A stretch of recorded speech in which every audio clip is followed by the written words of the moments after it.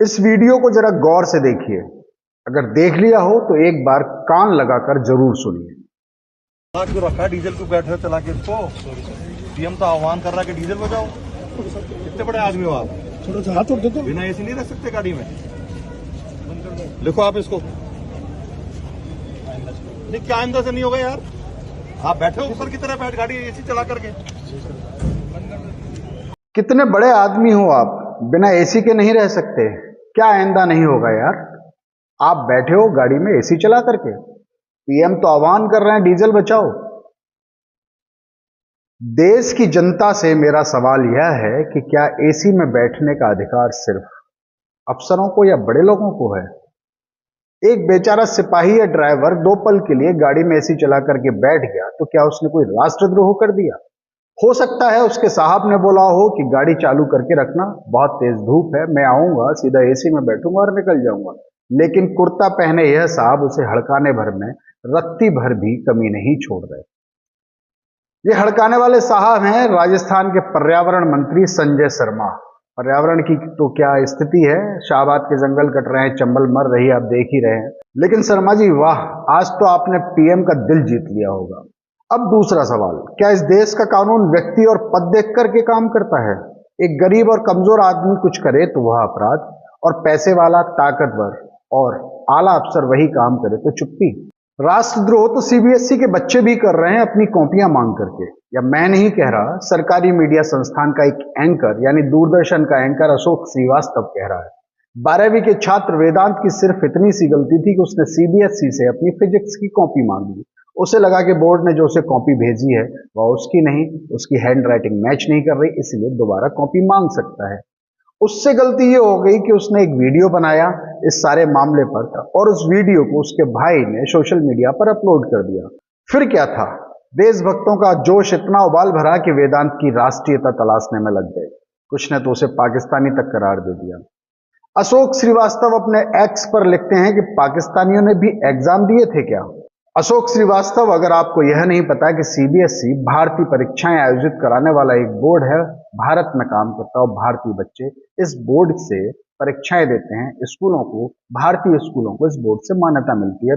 माफ कीजिएगा अशोक श्रीवास्तव जी, अगर आपको इतना भी पता नहीं है तो आपको हक नहीं है देश की आवाज कहे जाने वाले दूरदर्शन, जो सरकारी पैसे यानी जनता के पैसे से चलता है, उस संस्थान में काम करते हैं।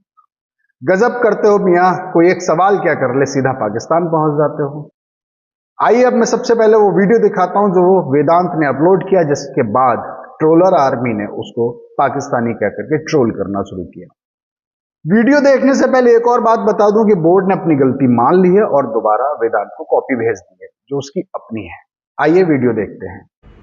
ये हैंड राइटिंग है मेरी, तो हमें पता ही है मेरी हैंड राइटिंग है। देन अब चलते हैं हम फिजिक्स पर।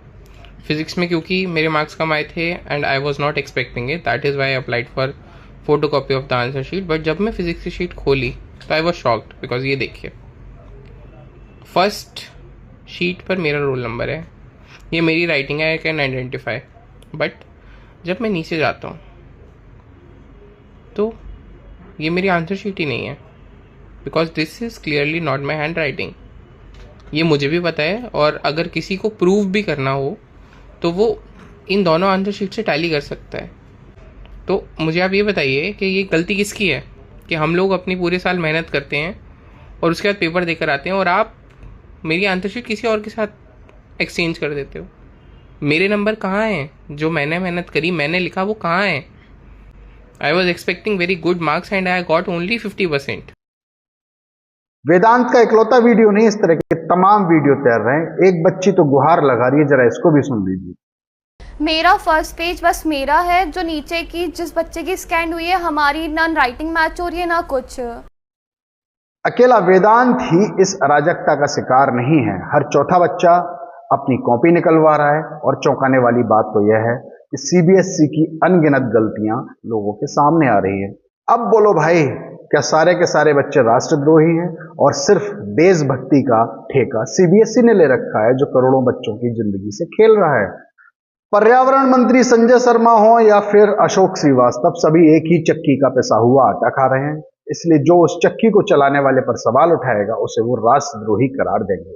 सिस्टम एनटीए का फेल हुआ, पेपर नीट का लीक हुआ और सजा भुगत रहे हैं बेचारे 22 लाख से ज्यादा बच्चे। कॉपियां आप ठीक से जांच नहीं पा रहे, लाखों गलतियां निकल रही हैं, सजा भुगत रहे हैं बेचारे सीबीएसई से पढ़ाई करने वाले लाखों विद्यार्थी। आखिर चल क्या रहा है इस देश में? नाथी का बाड़ा का है या पोपाबाई का रावला? अब एक और वीडियो देखिए। बच्ची बेहद मासूम है, इसलिए हम इसका चेहरा नहीं दिखा रहे, आप सिर्फ आवाज सुनिए।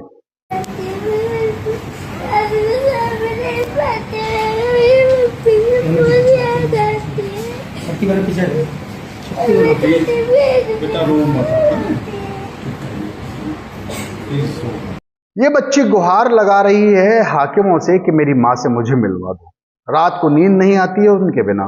हाकिम है कि पसीज ही नहीं रहे हैं। हिम्मत है तो बताइए बेटा, हमारी सड़ी गली व्यवस्था ने तुम्हारी माँ को मौत के मुंह में धकेल दिया है। 23 दिन क्या महीने भी लग सकते हैं उसे अभी सामान्य जीवन जीने में। हिम्मत है शर्मा जी तो अपने मंत्रिमंडल में सहयोगी मंत्री और अफसरों से पूछिए कि इस बच्ची के सवाल का वो क्या जवाब देंगे। हिम्मत है तो एसी दफ्तरों में कुर्सियां तोड़ने के बजाय मैदान में उतरिए और जवाब दीजिए जनता के सवालों का। कोटा की जनता के सवालों का जो महीनों से पूछ रही लेकिन कोई बोल नहीं रहा, चुप्पी साधे हुआ है। क्या खाक जवाब देंगे आप?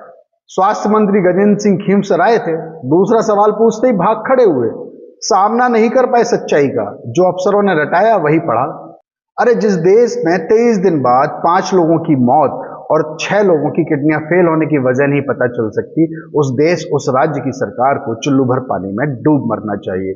माफ कीजिएगा, पानी तो है नहीं, गर्मी बहुत पड़ी हुई है, त्राहिमाम मचा हुआ है पूरे सूबे में, और जहां पानी है वहां आप पहुंचा नहीं पा रहे क्योंकि आपके अफसर टेंडर निकालना ही भूल जाते हैं, नाली डालना भूल जाते हैं। पानी क्या खाक आएगा। अब कैसे कहूं आपको शुभ रात्रि। बस यही गुजारिश है कि अपना ख्याल रखिए, जहां रहिए मिलजुल कर रहिए, एक दूसरे के साथ खड़े रहिए। सरकारों का क्या है, आती जाती रहती है।